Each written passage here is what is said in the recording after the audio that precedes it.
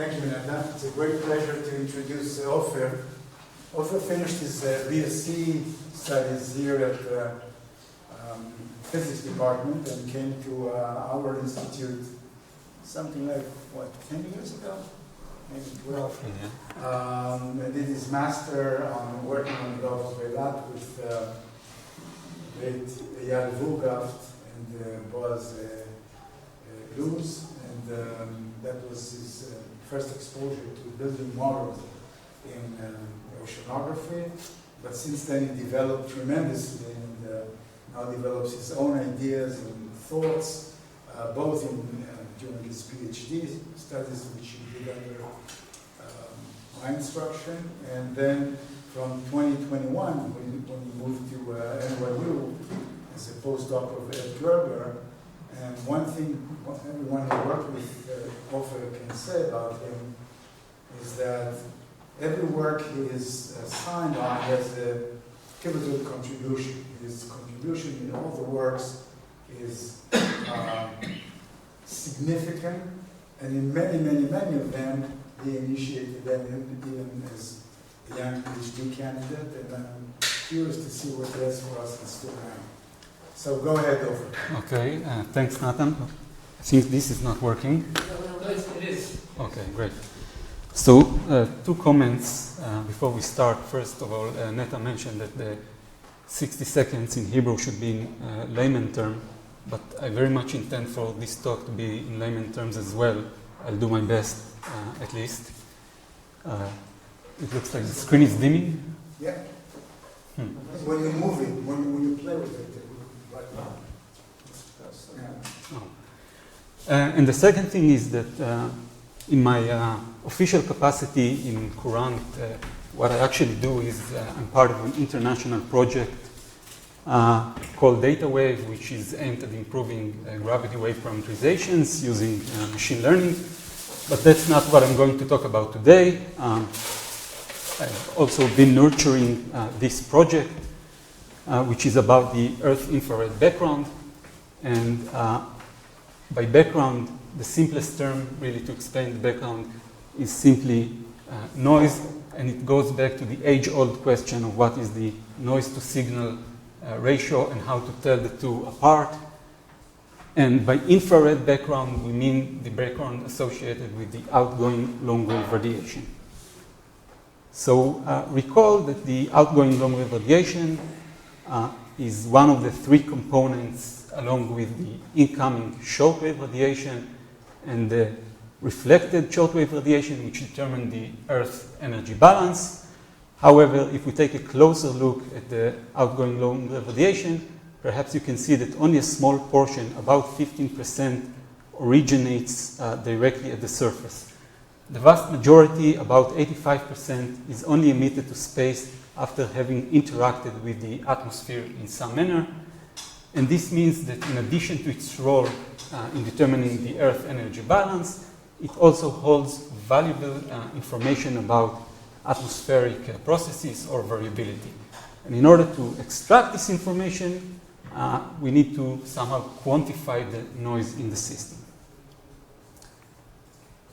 So what I'm showing here is satellite observations of outgoing long-wave radiation in terms of brightness temperature, which is a convenient and intuitive way of looking at this kind of outgoing long-wave radiation. And that's because the brightest spots near the ITCZ, or where the temperature is lowest, is where we have the deepest clouds, and that's because the radiation is absorbed at the cloud base and emitted higher up at the cloud tops. And so, indeed, we have a lot of structure here, a lot of variability in the region of the ITCZ associated with the deep convection in this region.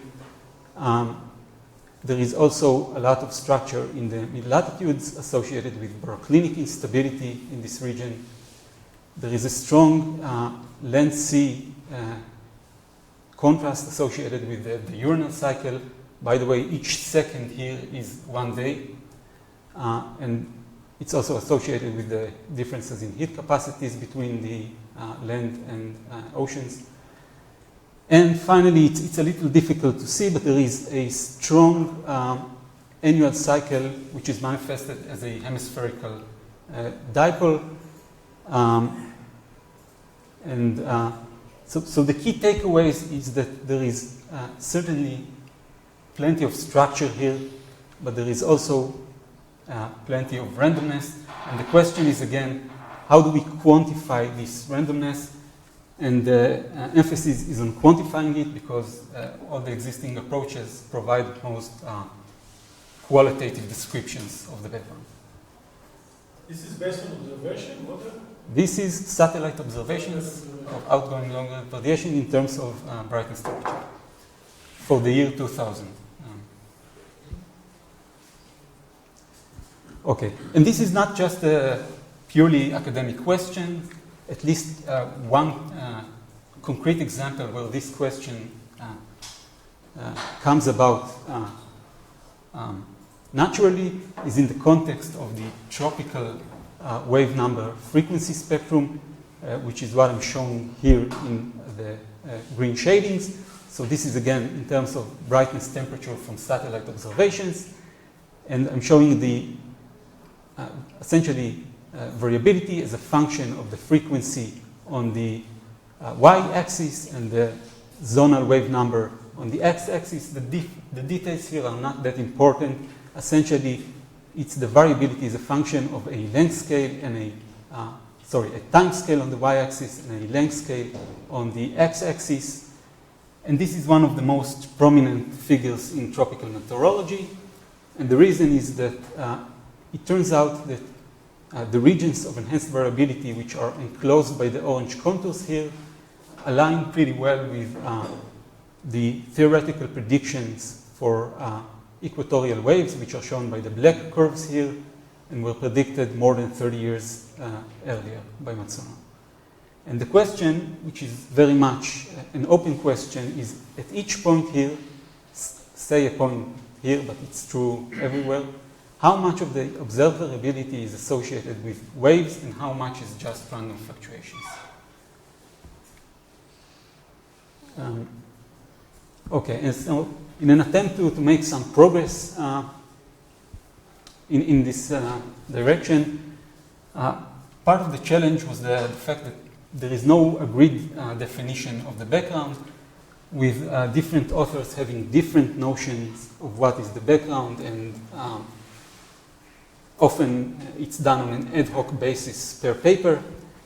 And so we wanted to come up with, once and for all, an objective definition. And to this end, we've asked ourselves, what's the underlying physics? And the property that we have came up with is what is called the fluctuation dissipation property, but in the intuitive level, it's just Brownian motion.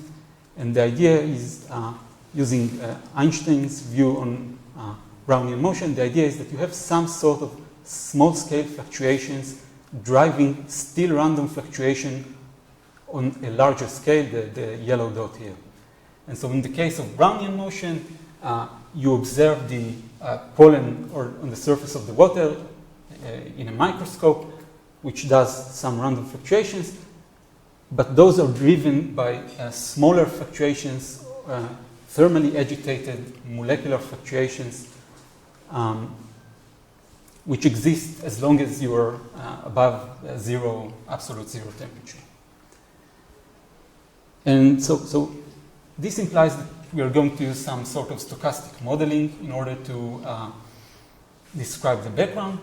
And this is the place to mention one of the pioneering figures in terms of stochastic climate models, namely Hasselmann, who was rewarded a Nobel Prize in 2021 for this line of work. And in his paper, he provides a very nice overview on the landscape of stochastic modeling.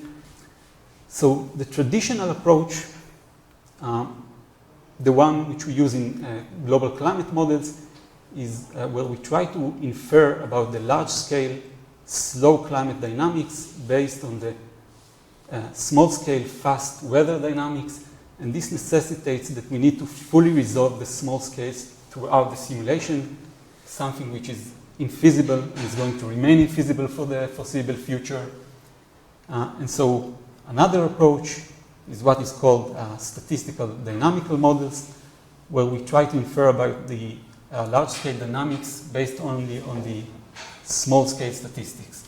And the idea here is that you can save up some computation because you need to fully resolve the small scales for shorter times, sufficient for aggregating those statistics, but not as long as you need for a climate simulation. And finally, the third approach, which is Hasselmann's main thrust, and also the approach we will take here, is what is known as stochastic forcing models, where you only try to infer about the large-scale statistics based on the small-scale statistics. And our case is, in fact, a bit more complicated because Hasselmann considered this work only in the time domain, whereas in the Earth infrared background, we have a spatiotemporal problem. But one of the immediate examples of this kind of modeling, which was in fact the second part of this work, is the case where you have slowly varying oceanic mix layer responding to fast varying, the fast varying atmosphere above. So for example, they have the some fast varying heat capacities at the surface, and from that they are able to get pretty reasonable statistics of the sea surface temperature. A similar model was also used in the context of the trying to estimate the periodicity of ice ages in the Pleistocene, and that's the question there is, it turns out that the periodicity of ice ages in that period was about every 100,000 years, which correlates with the Milankovitch cycles in the orbital eccentricity of the Earth. However, the forcing associated with this, with the orbital eccentricity of the Earth is too weak in order to initiate the climate change. And the question is, how come the two correlate, therefore? And at least this is, from what I understand, still very much an open question, but one of the hypotheses is that maybe if there is sufficient amount of noise, then you can get the correct periodicity of about 100,000 years. And this, by the way, the second author here, Giorgio Parisi, is also one of the three Nobel laureates of the same year, but for different work entirely. Okay. So, again, the key physical or the physical essence of the background for us is this Brownian motion property, but the question is still, how are we going to tell the background apart from other fluctuations in the data? And the key property that we have came up here is statistical isotropy, and this means that the OLR statistics is independent of the location on Earth and the orientation. And that's, of course, not true, because as I shown you in the beginning, there is a lot of structure. There is strong variability in the region of the ITCZ, there is the variability in the mid-latitudes associated with the baroclinic instability, there is the land-sea contrast, there is the hemispheric dipole associated with the annual cycle, all of which are non-isotropic, but this is exactly the reason why, if we are able to filter out a portion of the variability which is statistically isotropic, it stands to reason that this portion can represent random fluctuations. And with that, I'll say a few words about the model. I'm not going to go into any amount of details, just a broad overview. So again, we are using a stochastically forced model, specifically a stochastically forced energy balance climate model. And as the name suggests, it represents the fact that there is, at least to a good approximation, a radiative balance between the incoming shockwave or the net incoming shockwave radiation and the outgoing long wave radiation, but it allows for OLR fluctuations in response to a stochastic forcing again, some relaxation and some diffusion.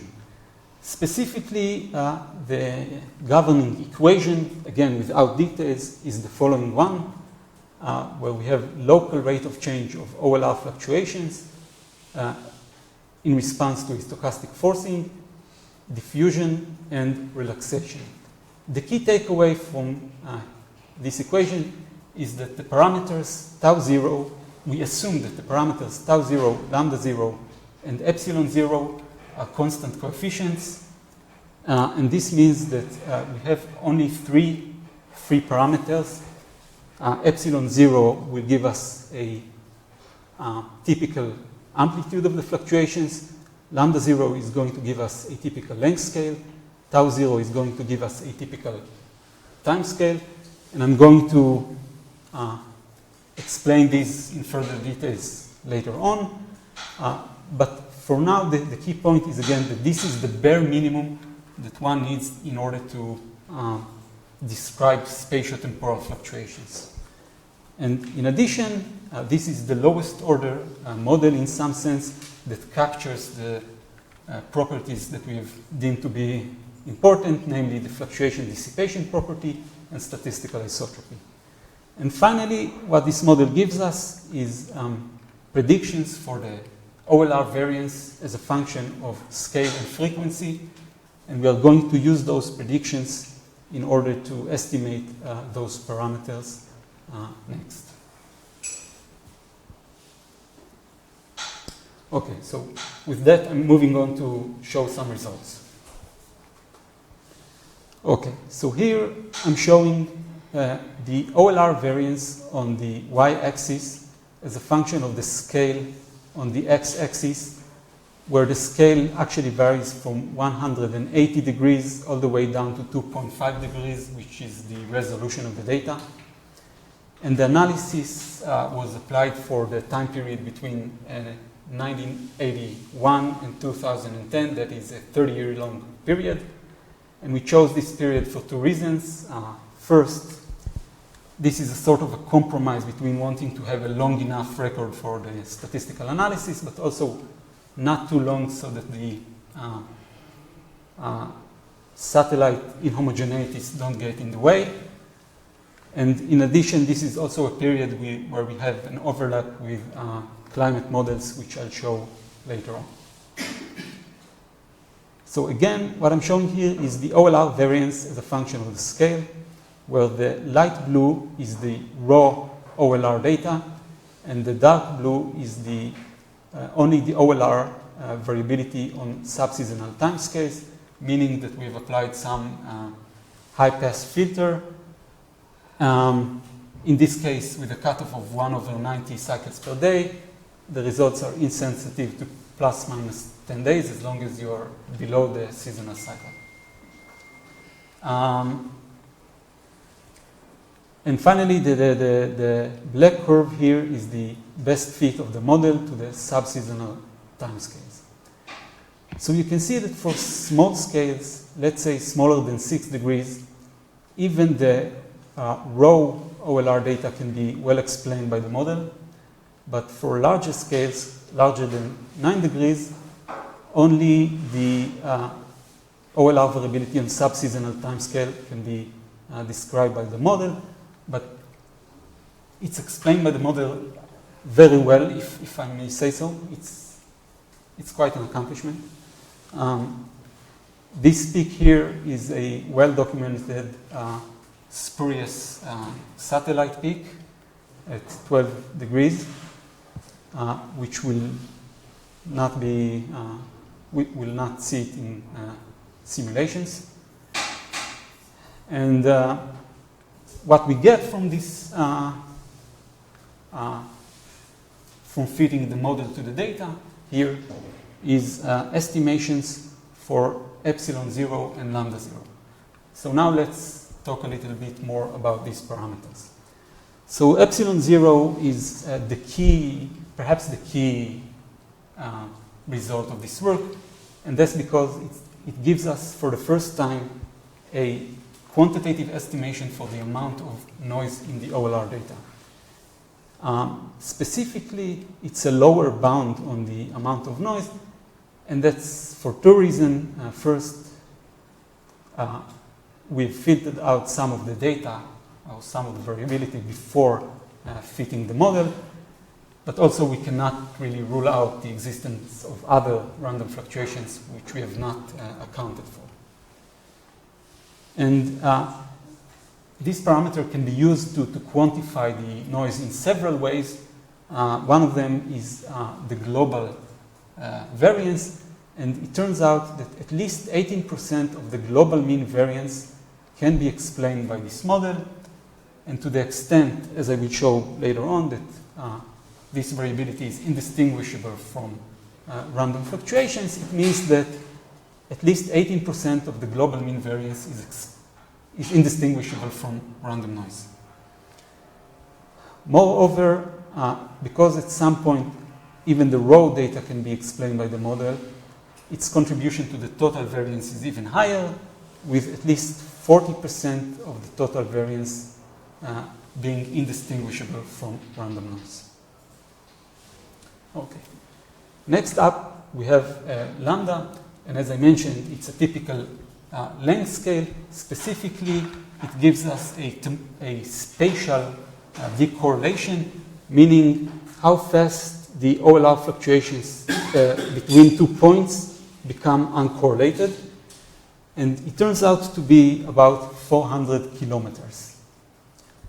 And we should compare this to some of the relevant length scales in the data, first of which the Nyquist length scale, which is which is 500 kilometers in our case.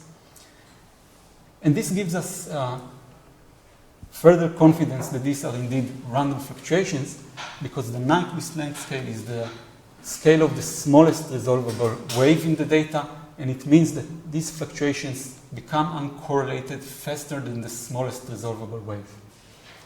We should also compare lambda to the relevant rotation scale in the system. And that's because by the time you feel rotation, it's no longer reasonable to say you have statistical isotropy. And the relevant length scale here is the Rossby radius of the formation, which is the length on which gravity waves start to feel the effects of rotation. And this scale varies considerably between the equator and the mid-latitudes.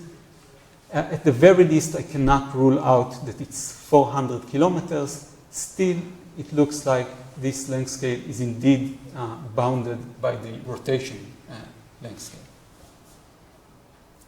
Okay.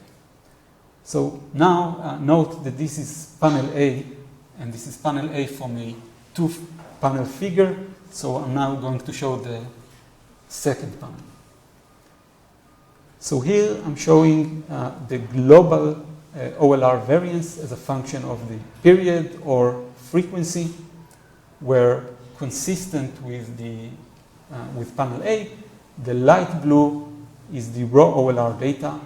So this peak here at 365 days, this is the annual cycle, this is the semi-annual cycle, and this is the sub-seasonal cycle.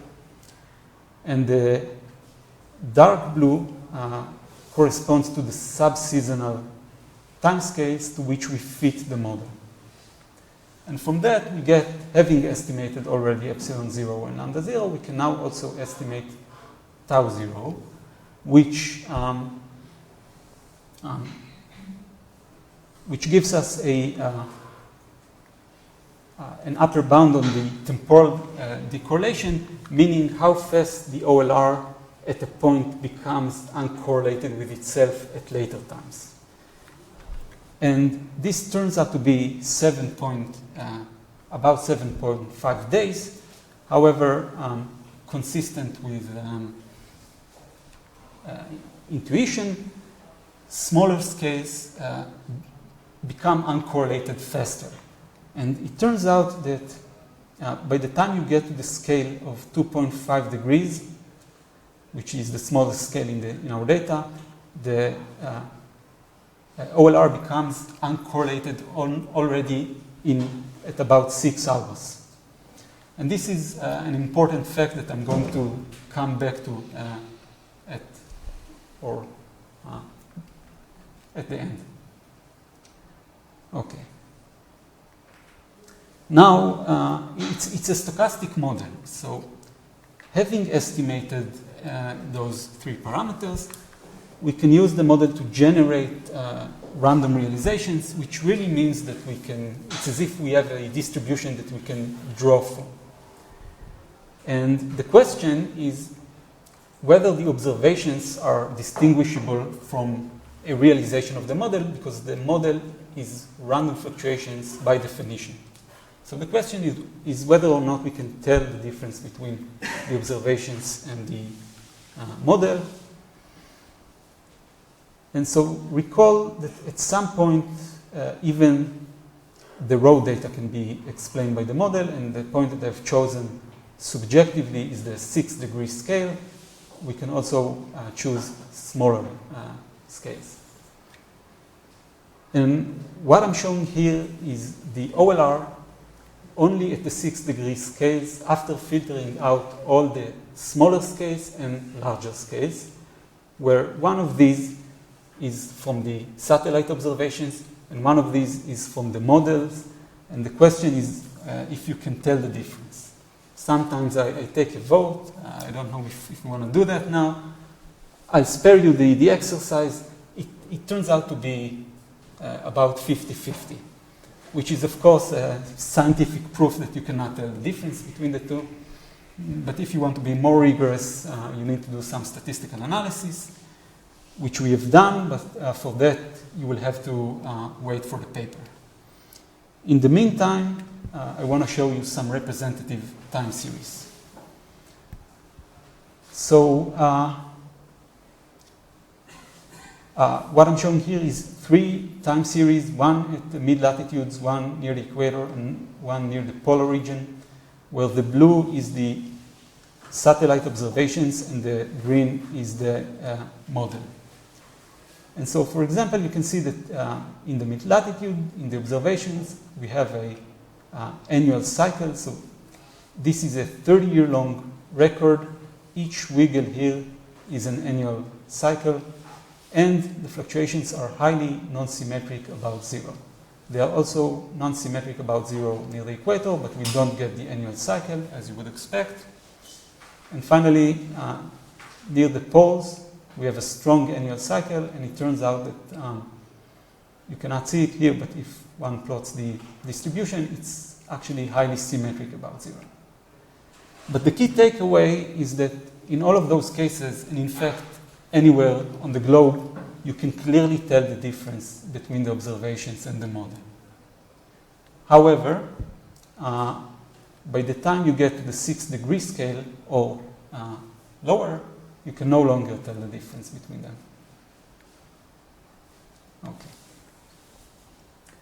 And with that, I'll say a few words about the climate model implications. So we've repeated the analysis in the CMIP6 version of Wacom, and what I'm showing here is for a historical simulation, which is forced by observations in order to match the historical record, at least in terms of the global mean temperature. And we've done the analysis for the same time period we've done in the observations. And the key takeaway, or the first takeaway here, is that the energy balance climate model provides a robust description of the subseasonal OLR variability. It explains the variability pretty well, and as I promised, you don't get the spurious satellite peak at 12 degrees. And these are the resulting values of epsilon, lambda, and tau. Now, there are probably more uncertainties than the ones I'm reporting here, but I think it's fair to say that with a difference of more than 50 in tau, it's probably significantly different from the observations.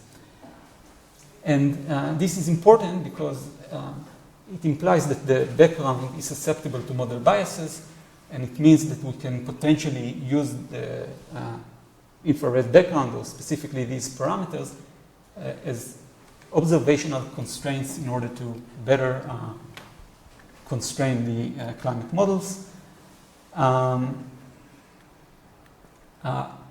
We do not have a good understanding of what sets tau to begin with, and therefore what's the potential source of biases. Some of the options are the different parameterizations, let's say most notably cloud parameterizations, convective parameterizations, but also perhaps the radiative parameterization. But this is exactly the reason why this is useful information in order to better constrain the models. We've also repeated analysis for an idealized climate change simulation where the CO2 concentrations are abruptly quadrupled compared to their pre-industrial values. And again, we get, and then we let the model adjust for 70 years and apply the analysis for the following 30 years. And again, the model explains the subseasonal OLR variability, and these are the resulting values. So I'm nearing the end, but before I summarize, I need to circulate back to one important point, which is the following. We've tried to explain the background, the noise here, in terms of this model. And what we identify as the noise, which is the typical scenario in stochastic modeling, what we've identified as the noise is the large-scale fluctuations. Remember the Brownian motion, the pollen on the surface of the water is driven by smaller scales. And the question is now, okay, what's the origin of the background? What's the small black dots here? And the short answer is that we don't know. We can't say based on this model, but we can speculate. And that's because, as I mentioned, the smallest scale here become uncorrelated at about 6 hours. And there is an implicit assumption in those kind of models, in our case at least, and also in Hasselmann's case, that the forcing, the black dots, whatever they are, become uncorrelated much faster than the response, the large scale. This means that whatever drives the background should become uncorrelated faster than 6 hours, let's say at most an hour. And so the most immediate suspects are small-scale convection, already at the individual cloud scale. It could also be small-scale gravity waves. So gravity waves have a wide range of scales, the fastest of which propagate all the way from the surface to the mesosphere in about an hour. So if they break on the way, they introduce a relevant time scale for forcing this background. And finally, there is what we call otherwise unspecified small-scale instabilities, which is really just the small-scale turbulent nature of the atmosphere at very small scales. And with that, I'm going to give just a few takeaways. The first thing I hope that people will take from this work is that it is possible to define the background in an objective way as the portion of the variability which is statistically isotropic. By doing so, we can also come up with a quantitative model that explains the OLR variability on subseasonal timescales. We have shown that this portion of the variability is indistinguishable from random noise, and this gives us, for the first time, a quantitative estimation for how much noise is there in the OLR data. Thank you.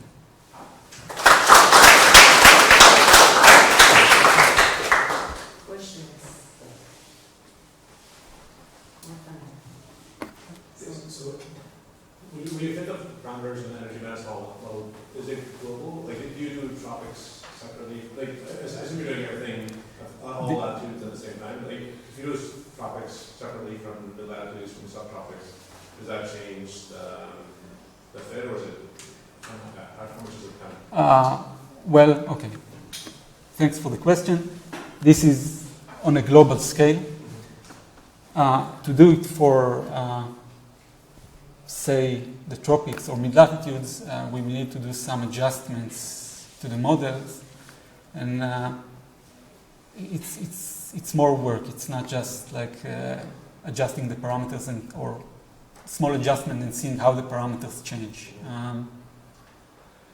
At the moment, I didn't get it working yet for the tropics only. There is a small subtlety there. But, yeah. Can this be generalized to any field in climate? Winds, short-wave radiation? It could be generalized not just to these two. As I've shown, it was used for example, sea surface temperature. The underlying property you want here is what I mentioned in the end, which is scale separation between whatever the forcing is and whatever the response is. So again, one of the canonical examples is the slowly varying oceanic mixture as a response to fast varying atmospheric forcing at the surface, which have a scale separation between the two, and so it makes sense to apply this analysis. Yeah. Okay. So the answer is yes. Yeah.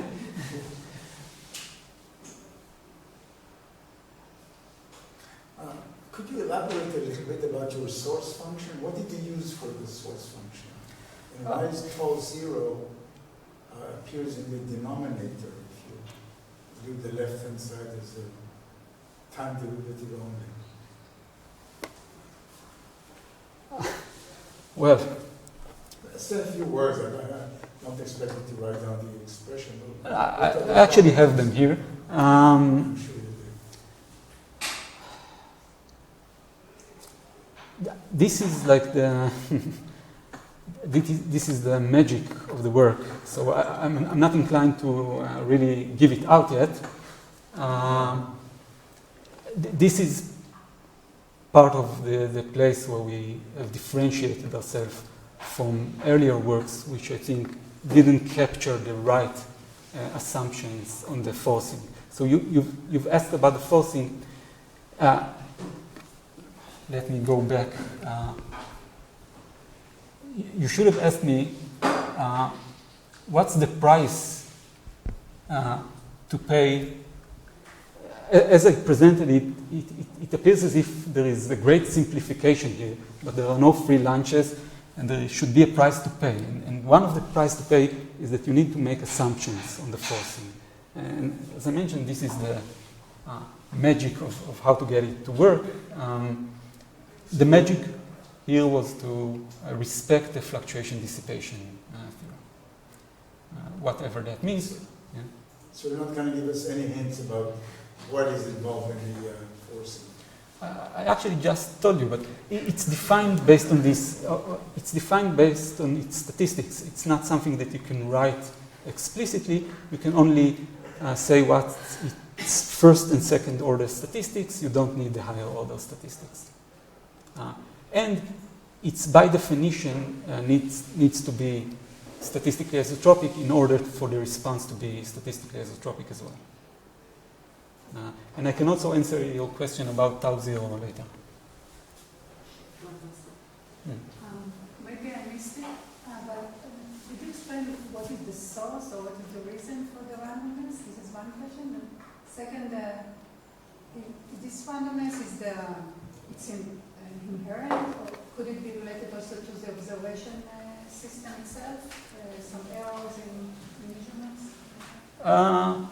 Yeah, so I think that's what I try to say here, maybe not that clearly, is that this is indeed the question. What's the origins of these black dots here? And the short answer is that we don't no, we can't say based on the analysis we have. And in fact, they are subscale to our data. But we can speculate about them. And based on the assumptions in the models and the resulting time scale, my best guess is that those are individual clouds or gravity wave, small scale gravity wave breaking, or the small scale turbulence. This is, I think, this is... It's something related to the process, it's not... Yeah, but also to your question, probably it could also be related to the observing system. But again, we won't be able to tell, and but I think it's reasonable to lump it in the background for our purposes. But yeah, that's a valid point. Yeah. So I have a speculation. Just I want to hear your opinion about this speculation. So really the biggest question, I guess, in contemporary climate science is climate change and the uncertainty what would be the global mean temperature, let's say in 100 years, as a response to greenhouse gases, and the uncertainty is huge, which we usually would quantify by the variance across climate models, and we explain this uncertainty because there's unresolved physics.